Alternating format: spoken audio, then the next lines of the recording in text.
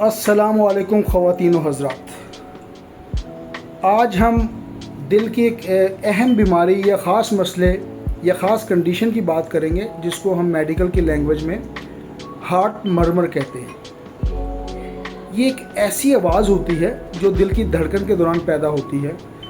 जब दिल में खून के बहाव के दौरान कोई रुकावट या ख़राबी या गैर मामूली हरकत होती है तो तिब्बी इस्लाम में ये मरमर या इसको हम अगर उर्दू की बात करें तो ये सरसराहट या सीटी जैसी आवाज़ पैदा होती है, उसको हम हार्ट मरमर कहते हैं।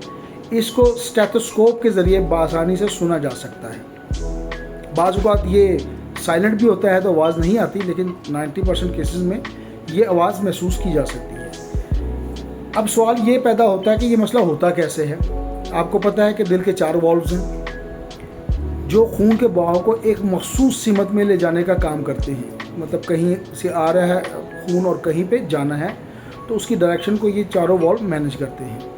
अगर इनमें से कोई वॉल्व ठीक तरीके से बंद ना हो या ठीक तरीके से ना खुले, दरवाजे वाला हिसाब है, तो खून का बहाव गैर मामूली हो जाता है जिससे दिल की आवाज़ें पैदा होती हैं और ये आवाज़ ही हार्ट मरमर कहलाती है।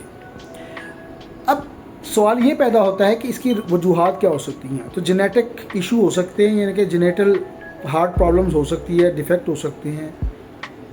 जो दिल के 4 खाने हैं, वॉल्व हैं, उसमें प्रॉब्लम हो सकती है। एरोटिक स्टेनोसिस भी हम इसे कहते हैं। वॉल्व के प्रोलैप्स के इश्यूज हो सकते हैं, या पल्मोनरी रेगुलेशन के या एजिटेशन का कोई इशू हो सकता है। अच्छा, इन्फेक्शंस में रोमेटिक फीवर टाइप इन्फेक्शंस भी बाज़ औक़ात ये प्रॉब्लम्स पैदा कर सकते हैं। दिल की जो झलियों में सोजिश है वो प्रॉब्लम पैदा कर सकती है जिसको हम एंडोकार्डाइटिस कहते हैं। खून की कमी, एनीमिया भी, या तेज़ बुखार जिसको अगर हो जाए तो उसमें भी ये प्रॉब्लम हो सकती है। हाइपरटेंशन जिसको हम हाई ब्लड प्रेशर कहते हैं वो भी एक रीज़न हो सकती है। और हाइपरटेंशन आपको पता है कि अगर किसी मरीज़ को हाइपरटेंशन हो तो दिल के आवाज़ नॉर्मली एसोसिएट करते हैं। अब बात करते हैं कि जो ये हार्ट मरमर है या ममरिंग है, इसके सिम्टम्स क्या होंगे, अलामात क्या होंगी। क्योंकि अलामात होती हैं तो फिर होम्योपैथी भी होती है और फिर होम्योपैथी काम भी करती है। ये हर पेशेंट टू पेशेंट वेरी करेंगी। बाज़ औक़ात कोई अलामत नहीं होती जिसको हम इनोसेंट मरमर कहते हैं। बिल्कुल ऐसा होता है, 5 से 10% लोगों में ऐसा होता है। सांस फूलने का अमल हो सकता है इसमें, यानी कि इंसान की जो सांस है उसमें बेकायदी हो सकती है, उसका सांस जल्दी फूल सकता है, उसको थकन हो सकती है, फटीग जिसको हम कहते हैं वो हो सकती है। थोड़ा सा काम करने के बाद इंसान थकावट महसूस करता है। चेस्ट पेन भी बाज़ औक़ात एसोसिएट करती है, सीने में जिसको दर्द कहते हैं। पल्पिटेशन का इशू होता है जिसको हम दिल की धड़कन तेज़, नॉर्मल से तेज़ होती है, 60 से नॉर्मली 100 तक ये चल रही होती है, तो वो भी एक इशू मतलब बन सकता है। फेंटिंग हो सकती है, बेहोशी, बाज़ औक़ात पेशेंट इसका बेहोश भी हो जाता है। नीलाहट भी बाज़ औक़ात बच्चों में नीलापन आ जाता है, तो ये भी इसकी ख़ास निशानी हो सकती है। अगर बच्चे का जिस्म नीला हो रहा है, चेहरा नीला हो रहा है, तो इसको हम आउट ऑफ क्वेश्चन नहीं कर सकते। इसकी डायग्नोसिस हम कैसे कर सकते हैं, ये भी एक सवाल है। हार्ट मरमर की दुरुस्त तशख़ीस हम उसके लिए मैं आपको टेस्ट बताता हूँ, वो आपने करवाने हैं। उसके पहला तो मैंने आपको बताया स्टेथोस्कोप के ज़रिए आवाज़ सुने, किसी डॉक्टर के पास जाएं, जो भी एक मेडिकल डॉक्टर है उससे, उसके पास स्टेथोस्कोप होगा, उसे कह जी मेरी आवाज़ दिल की सुने, उसमें बेकायदगी महसूस होगी। ईको हम करवा सकते हैं, इसमें जो दिल के वॉल्व है उसकी साख्त और हरकत का पता चल जाता है।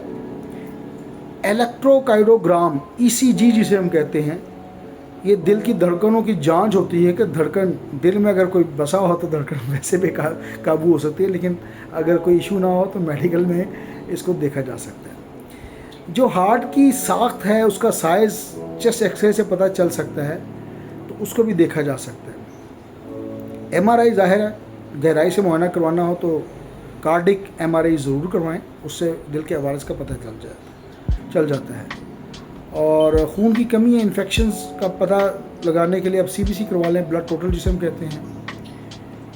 और एक और है, अगर मुमकिन हो तो ये कार्डिक कैथराइजेशन एक कहलाता है टेस्ट, वो भी अगर करवा लें तो बिल्कुल पता चल सकता है कि इंसान की पोजीशन क्या है। और तो एहतियातें जो आपने करनी है, प्रिकॉशंस में बता दूं, शदीद जिस्मानी एक्सरसाइज सरगर्मी से परहेज़ करें, बुखार कोशिश करें ना हो, इन्फेक्शन ना हो, जिस्म में दर्द की अलामात को संजीदगी से लें अगर होती है तो। दिल की जो सेहतमंद ग़िज़ाएँ हैं वो इस्तेमाल करें, ब्लड प्रेशर और शुगर को कंट्रोल करें, कंट्रोल में रखने की कोशिश करें, और कोई आवाज़ या गैर मामूली चीज़ आप महसूस करें या पेन महसूस करें तो ज़रूर चेकअप करें। दांतों की सफाई का ख़ास ख्याल रखें। अब आते हैं होम्योपैथिक मेडिसिन कैसे काम करती है। तो सबसे लीडिंग मेडिसिन है क्रेटेगस मदर टिंचर, यानी कि क्यू में इस्तेमाल करवानी है। ये दिल के पट्ठों की बहुत ताकतवर मेडिसिन है। 5 से 10 कतरे, बल्कि इसको आप 20 कतरे कर लें, दिन में 3 बार इस्तेमाल करें। इंशाअल्लाह ताला कोई अगर पट्ठों का मसला होगा तो ये इंशाअल्लाह ताला अल्लाह के हुक्म से होम्योपैथी का स्कोप भी है, इंशाल्लाह बेहतर करेगी। एक मेडिसिन है डिजिटलस 30 में यूज़ करवाएं। जब दिल की धड़कन सुस्त हो और सांस फूले तो ये फ़ायदा देती है। सुबह दोपहर शाम अगर 30 में है तो सुबह दोपहर शाम इस्तेमाल करवाएं। 5 से 7 कतरे और ले लें या थोड़े से घून पर पानी में 8 से 12 कतरे ले लें। अगली मेडिसिन स्पाइजीलिया 30 की पोटेंसी होगी। दिल की बाएं जानब दर्द अगर महसूस करें, यानी कि लेफ़्ट साइड पर, और सीने में जलन हो, बर्निंग सेंसेशन हो, तो दिन में 3 बार उसी तरह इस्तेमाल करवाएं।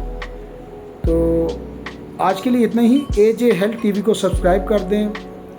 कमेंट सेक्शन खुला हुआ है, आपकी राय के लिए हम इंतज़ार करेंगे।